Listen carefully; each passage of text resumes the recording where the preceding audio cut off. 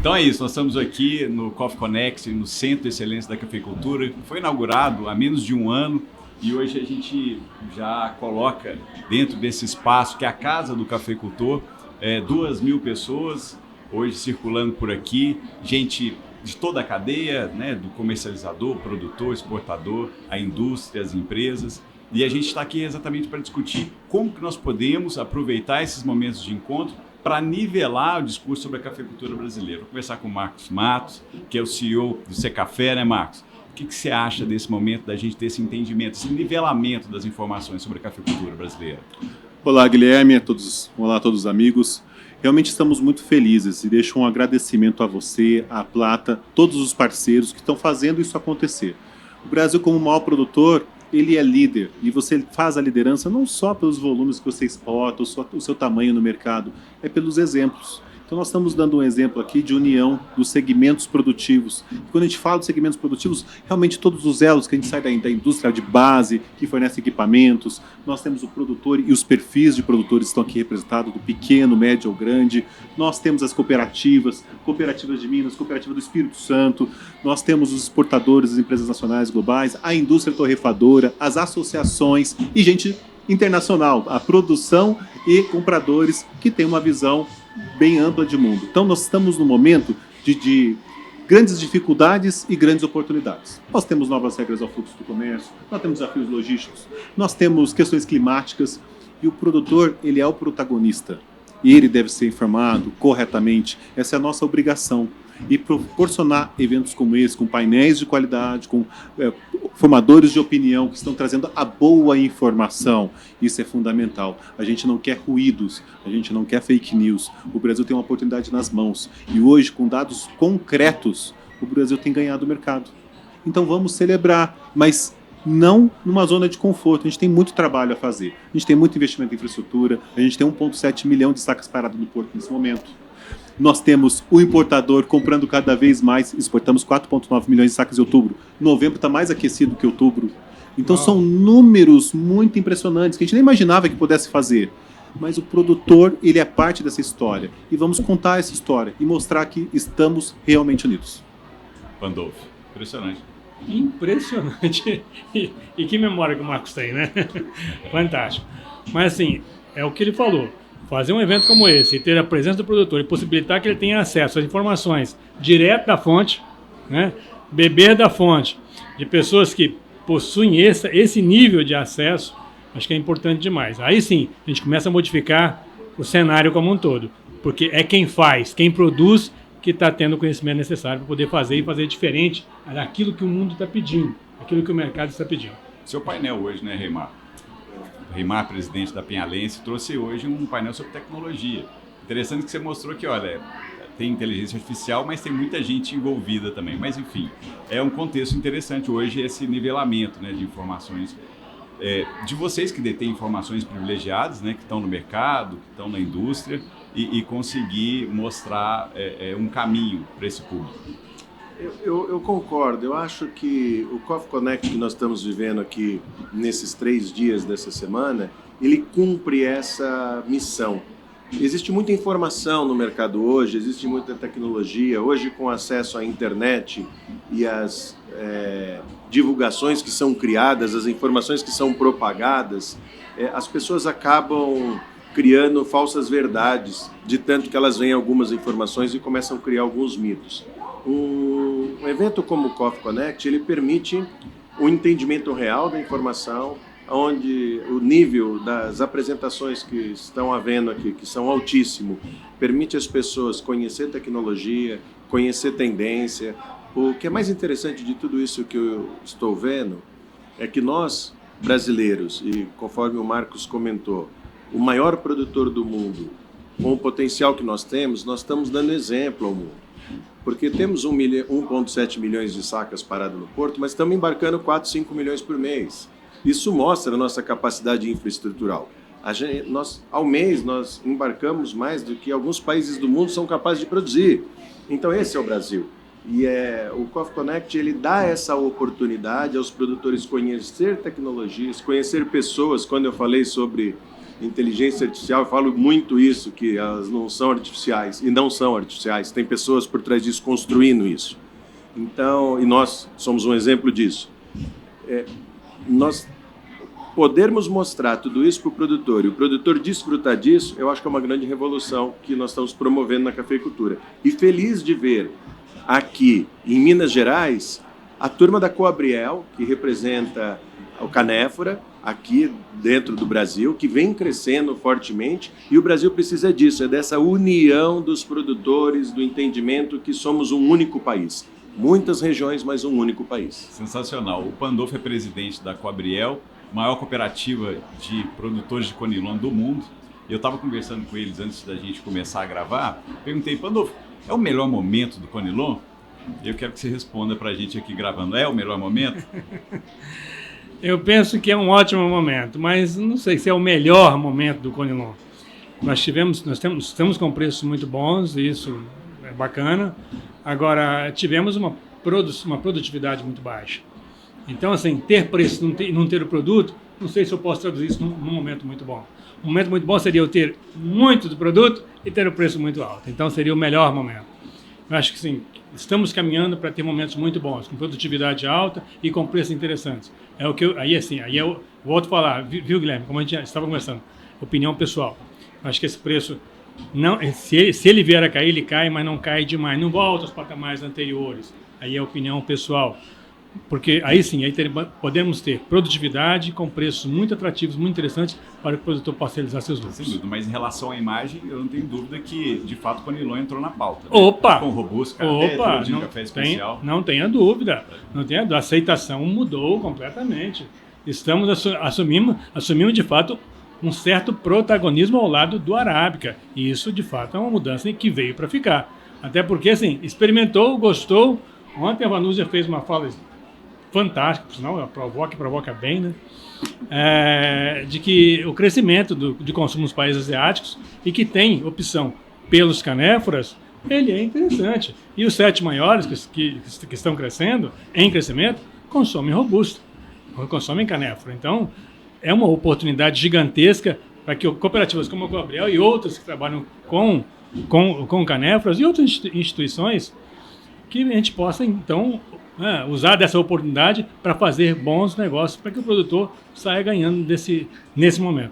É interessante, a Remar também estava falando com o Pandolfo, olha, que eu estou vendo de empresa prometendo levar ações, construir novas unidades e tal, vendo o momento, e a gente tem a Pinhalense já há muito tempo entregando tecnologia para esse produtor, que também é muito tecnificado, né? Como é que você vê essa participação de vocês? Eu brinco, falo um pouco isso, que com café acima de $2, né, por libra, nós vamos ver muitas empresas querendo entrar nesse mercado, em todas as regiões do Brasil. Só que nós sabemos que isso não é para sempre. E a Pinhalense está nesse mercado há 75 anos. E nós já vimos cafés de $3,20 agora, já vimos café de $1,50, já vimos café abaixo de $1.000 a tonelada no caso dos canéforas, do Robusta. Então, é assim, estar no mercado e conseguir levar tecnologia é conseguir olhar de longo prazo e enxergar oportunidade. A Pinhalense sempre foi uma empresa que enxergou oportunidades. O Pandolfo estava falando sobre o momento que vive o conilon nesse momento. É um momento único, de oportunidade. Eu acredito que o conilon encontrou seu espaço, foi reconhecido no mercado, e nós, como produtores e protagonistas de tecnologia, temos a missão de dar a esses produtores as ferramentas necessárias para que eles possam evoluir mais e passarmos por essa fase com o Brasil mais bem posicionado lá fora. O conilon agora vai passar a ser muito exportado, porque com a produção que o Brasil tem, com certeza exportaremos muito conilon. E para isso teremos que processar muito mais café, preparar muitos cafés, como acontece com a arábica. Nós não colhemos arábica e embarcamos, nós processamos a arábica para poder embarcar. Isso deverá acontecer com o conilon, deverá haver toda uma revolução tecnológica junto a esses cafés, a esses produtores, as cooperativas, a própria plataforma do Secafé agora trabalhando mais novos exportadores dentro disso. É muito bom ver tudo isso acontecendo e enxergar a oportunidade que o mercado está dando para todos dessa cadeia e para nós que desenvolvemos e temos tecnologia para atender desde o pequeno produtor até o maior exportador, a gente vê isso como um momento fantástico para a cadeia de evolução, de transformação. Marcos, fala um pouquinho para a gente dessa plataforma, com a parceria do Secafé com o Serasa, certo? O que isso vai ajudar nas exportações de café brasileiro? E eu já emendo com outra pergunta, talvez respondendo com ela primeiro. Como fica a participação do Conilon nessa presença internacional do café brasileiro? Olha, Guilherme, a gente tem muitos temas a debater aqui, viu? Primeiramente, nós estamos vendo os recordes nas exportações de Conilon. Foram mais de 8 milhões de sacas até outubro, 3,5 de solúvel, milhões de sacas equivalentes.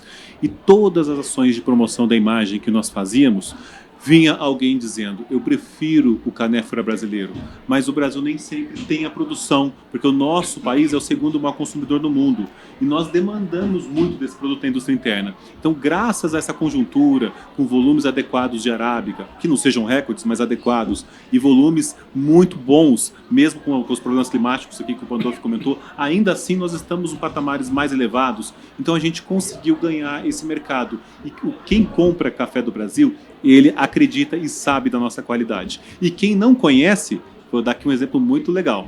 A Luckin Coffee, que eu sou testemunha disso. A Luckin Coffee veio para o Brasil algumas vezes. A China não aparecia no nosso ranking até 2022 e agora está entre os 10 maiores neste ano. Foi em 2023, continua em 2024. A Luckin Coffee são mais de 21 mil cafeterias e compra milhões de sacas do Brasil. Metade de tudo brasileiro e eles querem ampliar mais. Todas as discussões que nós tivemos em Brasília, a Luckin Coffee falava apenas de arábica, porque ela compra só arábica. Graças a duas pessoas, Márcio Cândido Ferreira, que é presidente do Secafé e ex-presidente Tristão, e Jorge Viana, que é o presidente da Apex, eles insistiram por umas 4 vezes. Vocês precisam conhecer os canéforas, vocês precisam conhecer os canéforas. E a frase era curta e grossa. Nós só compramos arábica, ponto final.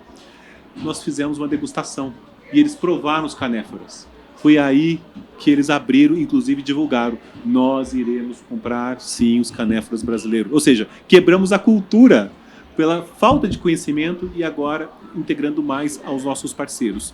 Então, colocando tudo isso em perspectivas e que o mercado já anunciou que o Brasil vai sim ultrapassar o Vietnã, isso é dado, isso não é uma dúvida. E agora 2025, quem sabe se recupere em 2025 diante das dificuldades de 2024, nós já teríamos a chance de se aproximar ou quem sabe colar no nosso maior produtor, que é o Vietnã. E o Brasil tem tudo para isso. O que nós estamos fazendo no Secafé?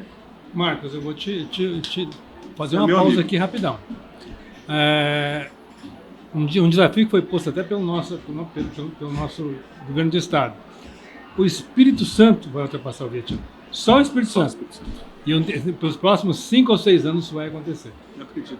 Não, ótima notícia. A gente tem que celebrar com muita responsabilidade. E como nós, o Secafé, estamos fazendo? Diante de tudo que está acontecendo no mundo, novas regras, UDR, CS3D, UDR é a Lei Antidesmatamento Europeia, CS3D, uma outra diretiva sobre questões sociais, a Alemanha com lei própria, França com lei própria, Estados Unidos debatendo, Reino Unido com uma lei quase aprovada. O que nós falamos? Então, vamos nos preparar. Todo mundo que exporta na mesma página, empresas nacionais, globais e cooperativas. Toda a informação, ela passa pela mesma base de dados, ou seja, nós não temos barganha aqui. O que uma cooperativa faz, uma empresa global faz, uma empresa nacional faz, pré-competitivo. E a gente consegue organizar a informação para o nosso importador. Resultado disso, em plena fase de adaptação das empresas às novas regras, independente de postergação, a empresa tem que se preparar antes. Então, para ela, data limite de governo pouco interessa, ela tem que estar pronta com seus procedimentos. E é o importador que é responsável pelas leis, não a gente. A única parte que aparece coparticipação é no envio das informações. As responsabilidades é do operador, que é o nosso importador. Então o que nós fizemos? Criamos uma plataforma. 100% das exportações para a União Europeia estão sob esse contexto da checagem socioambiental com base em bancos de dados públicos e agora com o projeto de georreferenciamento parcafeiro, para corrigir os bancos de dados europeus que distorcem. Eles não distinguem floresta de café muito bem e dá falso positivo, falsos alertas que não existem. Então a gente está numa agenda, contratamos a Fundação Solidariedade para nos ajudar também com a checagem de cada um desses pontos. Temos 250 mil produtores na base, 2.000 problemas que a gente está analisando ponto a ponto. Resultado disso, aumentamos as exportações para a União Europeia em 54,5% de janeiro a outubro. A Alemanha aumentou 77%. Passou os Estados Unidos como o maior importador de café do mundo. E os Estados Unidos cresceu 31%, hein? Então veja bem, eu perguntei para todas as origens nos eventos internacionais, todas, Colômbia, Guatemala, Honduras, todos africanos, quem aumentou, quem reduziu, quem se manteve. todos ou mantiveram ou reduziram exportações. E a gente está aqui com 54,5% de aumento. Isso é proatividade, isso é liderar pelo exemplo. Então a gente está forte nessa agenda. E Marcos, eu preciso aproveitar, Guilherme, se você me permitir tomar a sua fala, e primeiro te parabenizar. O Secafé, junto ao Serasa Experience, deu um exemplo para o mundo de quem somos nós os brasileiros. Isso é ser líder. De novo, ser líder não é ser arrogante, é saber ser o exemplo. E o Secafé mostrou que o Brasil é exemplo, organizado, com todos os dados, todas as informações, pronto para fornecer café para todo e qualquer país do mundo com muita segurança. Parabéns. Muito obrigado. E eu gostaria de dizer que nós não passaremos o Vietnã na produção de canéfora e o Espírito Santo não será o maior produtor. Nós já somos maiores que o Vietnã em produção e o Espírito Santo já é maior que o Vietnã. Se nós olharmos do ponto de vista tecnológico, quando o processamento de café robusta no Brasil, o Conilon, ele seguir a mesma tecnologia que é utilizada no Arábica, agora eu estou falando no processo de secagem, nós aumentaremos a produção e o volume de café colhido em 16%. Porque os estudos técnicos mostram que um produtor que seca o seu mesmo Conilon com baixas temperaturas, lentamente, o café maduro, em fogo indireto, ele tem 16% a mais de rendimento no seu café. E hoje, a grande maioria desses produtores, me ajude, por favor, eles não fazem isso. Eles secam com altas temperaturas e, com isso, nós, Brasil, estamos perdendo 16% do volume. Se nós pegarmos a safra de Conilon no Brasil e no Espírito Santo mais 16%, nós já somos maiores. Perfeito. Eu acho que e não está difícil de alcançar. Porque o produtor começou a perceber isso, percebeu, né? Ele precisava ter valor. O valor chegou, né? Está valorizado. Agora é colocar um pouco mais de trabalho no campo, conscientização aumentando, e aí cabe às cooperativas muito mais, porque possuem essa capilaridade, né? E essa responsabilidade de levar esse conhecimento e discutir com números e mostrar e provar, você está usando que X graus para poder secar seu café? Reduza isso aí, você vai ter um ganho e tá aqui, prove. E aí as instituições científicas, né? A ciência ajuda muita gente nisso. O professor Lucas Lousado, que a gente conhece bem, tem feito um trabalho fantástico, o IFES de Venda Nova do Imigrante, e tem ajudado muito a promover essa mudança. Legal. Vivendo e aprendendo. Obrigado pelas informações. Vai estar na ponta da língua a partir de agora. Legal, gente. Vamos falar. Eu acho que o tema está muito positivo, né? Mas vamos falar de desafio também, cada um na sua área. Estava tão bom até agora? Não, vamos falar de desafio. Tem que gerar polêmica, gerar corte. Conta para mim, 8 mil cooperados. Nivelar a comunicação não é fácil, né? Não é. Diz o seguinte. Cooperativas, você só muda de endereço, os problemas são os mesmos. E comunicação, instituições, aí eu posso, né? Tá aqui a Pinhalense, tá aqui esse café. Você nivelar o nível de comunicação para todas as pessoas é muito complicado. Principalmente para 8 mil cooperados, que aí tem acesso à internet, não tem. O meio de comunicação ele tem que ser mais diversificado. É um desafio de fato. E como que a gente avança nisso? E aí a tecnologia nos ajuda. Mas hoje, e olha, o que é realidade? A gente fala aí de inteligência artificial, de muitas mudanças, de altíssima tecnologia. 40% do meu quadro de cooperados não tem acesso à internet. E esse é um número real, verdadeiro, que eu tenho que trabalhar com ele. Eu tenho que fazer a informação, a conscientização chegar. Eu tenho que ir lá, fazer dia de campo, conversar, olho no olho, para convencer. Porque senão, não caminha. Então esse é o tamanho do desafio que a gente enfrenta. E enfrenta com tranquilidade. Agora, isso está mudando a passos largos. E aí tem políticas públicas interessantes também avançando nesse sentido. E a gente tem que reconhecer o trabalho. Número superintendente. 40% tem que ir lá bater na porta, hein? Bater na porta, e vale a pena. Um bom Starlink para cada um lá. É isso aí, gente. Eu acho que esse bate-papo traz muita informação. Eu queria mais contribuição de vocês aí.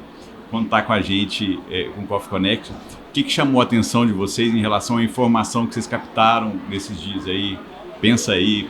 Eu acho que a gente teve hoje uma provocação interessante do Léo Monte Santo, falando de empreendedorismo, como é importante arriscar.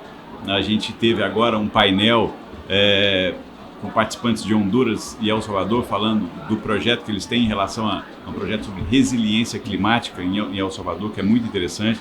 Nós estivemos lá esse ano entendendo como foi isso, a diminuição da produtividade deles foi muito grande. Então, sempre olhando para o campo e para o mercado, né? Hoje, você, Reimar, que tem contato diretamente com o campo, com a sua equipe, quais são esses desafios para a produção se manter, se é o clima, se é, enfim, o que é? Eu queria, primeiro, o que você colheu de informação aqui, e segundo, como é que está a sua visão em relação aos desafios no campo? Eu diria, Guilherme, que o Coffee Connect ele foi um grande despertar. A grande parte das informações, elas estimularam as reflexões. Quando nós estamos falando de carbono, quando nós estamos falando sobre empreendedorismo, sobre legislação, logística, eu acho que vários temas interessantes, e o bom, de novo, que isso trata da cadeia como um todo. Quando nós olhamos para Pinhalense, que estamos distribuídos em todos os países produtores de café no mundo, e em todas as regiões de arábica e de conilon, a gente percebe que existem desafios distintos em cada uma das regiões, em cada um dos países. É um fato que mão de obra é um problema para todos, a distribuição dessa mão de obra, a disponibilidade e a capacidade da atividade de remunerar esta mão de obra. Porque quando a gente fala muito sobre ter a mão de obra ela não é escassa, ela não falta. O que falta é capacidade da nossa atividade remunerar essa mão de obra para que ela fique no campo exercendo as atividades devidas. Então, pensar que o único caminho para tudo é a mecanização, eu acho que a mecanização é parte desse caminho. Só que ela traz uma série de necessidades paralelas. Então, acho que o maior desafio da cafeicultura hoje é nós conseguirmos lidar com a disponibilidade que existe de mão de obra e conseguirmos valor dentro da cadeia para que essa mão de obra, uma vez remunerada, fique estabelecida dentro de cada uma das propriedades, de cada um dos elos da cadeia, e com isso o Brasil e outros países do mundo possam continuar a crescer. Porque nós só cresceremos quando nós passarmos por pessoas. Nós não cresceremos de outra forma, nós não aumentaremos a área produtiva de outra forma. E eu estou falando como industrial do âmbito de máquinas. A minha fala poderia ser esperada do tipo, todos têm que mecanizar tudo e ter todas as colheitadeiras necessárias. Isso não é tudo. O tudo é olhar para as pessoas, é olhar para a estruturação, preparar todos para esta nova cadeia e saber aproveitar as oportunidades. Eu acho que esse é o grande desafio. Nós estamos vivendo isso e nós estamos vivendo na cafeicultura como um todo, em praticamente todas as regiões, um momento de transição de gerações, aonde há uma passagem de bastão dos pais para os filhos que antes iam embora para as cidades e não queriam mais conduzir os negócios da família no campo. E agora a cafeicultura atrai também esses filhos para que eles continuem no negócio da família. Isso é muito bom. Essa é a nova revolução, é onde nós temos que ter olhar para isso, para comunicar com essas novas gerações e olhar sempre para o futuro, porque o Brasil daqui a 10 anos será muito maior do que nós somos hoje. Somos o grande país com capacidade de ampliar a capacidade produtiva ao redor do mundo. Nenhum outro país do mundo tem a capacidade que nós temos de uma forma autônoma, sem depender de nenhum esforço governamental. E o seu desafio no Secafé? Bom, depois de uma fala inspiradora como a do Reimar, que eu concordo em cada um dos pontos que ele coloca aqui com muita sabedoria, nós enxergamos as anomalias climáticas como algo que a gente já enfrenta, mas um centro de excelência como esse que nós estamos nesse momento deve buscar soluções no investimento público-privado, o nosso balanço de carbono negativo que estamos trabalhando também para buscar a remuneração do cafeicultor e melhores práticas da agricultura regenerativa. Acho que esse é um trabalho de um engajamento nacional em função daquilo que o Brasil, um país continental, obviamente sofre todos os impactos das anomalias climáticas. Nós temos a dificuldade logística, que eu trago novamente aqui, porque o Reimar falou muito bem, o Brasil vai crescer, mas não cresce só no café. A partir de junho nós nos tornamos os maiores exportadores de algodão do mundo, e usa container, vai usar as mesmas vias, e aí o Brasil precisa continuar a crescer, e vai continuar a crescer. E a nossa infraestrutura não está mais esgotada, né? Ela está naquele limite das condições. Então a gente tem que olhar o dever de casa, que não é depender dos outros, nós não estamos falando da questão geopolíticas. O dever de casa mesmo, colocar isso como prioridade. Nós temos novos projetos no Espírito Santo, nós temos um novo terminal em Santos que precisa de acelerar. Então a gente precisa olhar esse novo mundo com os navios cada vez maiores, com a realidade pós-Covid, pós-pandemia. As cadeias de suprimentos modernizaram. Então, se a gente não ficar atento a isso, os navios menores que conseguem atracar em Santos vão ser excluídos desse processo. Então, nós não podemos ser excluídos do fluxo do comércio internacional por ter condições de infraestruturas inadequadas. E, com certeza, quando a gente fala em mão de obra, é uma questão de atenção. O futuro vai estar, sim, na capacitação, na mecanização. E tem uma questão muito importante que, pela primeira vez, eu até com muitos anos de Brasília, não tinha visto uma situação assim. Existe um projeto de lei que está no Senado agora, que passou pela Câmara com 100% de aprovação.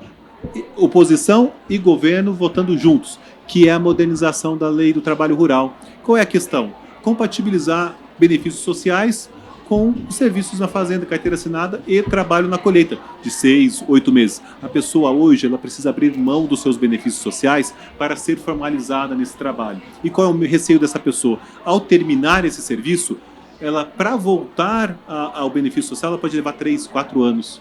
Então ela tem medo de sair do cadastro para voltar novamente. Então ela nunca vai sair do cadastro. Ela vai seguir no cadastro sem atrapalhar a formalização do contrato de trabalho.